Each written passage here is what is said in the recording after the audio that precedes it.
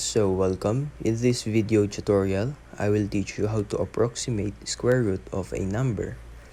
So for example, let's approximate the square root of 104. You can use the estimation method. So step 1, start with an initial guess. In this case, let's start with an approximation of 10. So divide the number 104 by the initial guess. So 104 divided by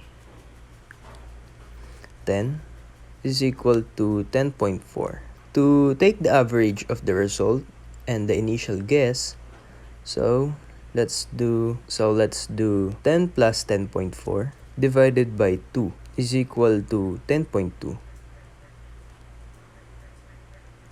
So repeat step 2 and 3 with the new approximation until you reach a satisfactory level of accuracy.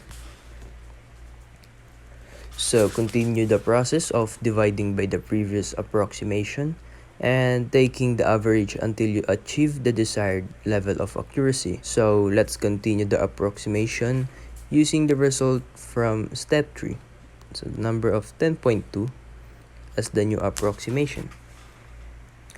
So let's do 104 divided by 10.2 is equal to 10.196, and let's do close parenthesis 10.2 plus 10.196 close parenthesis divided by 2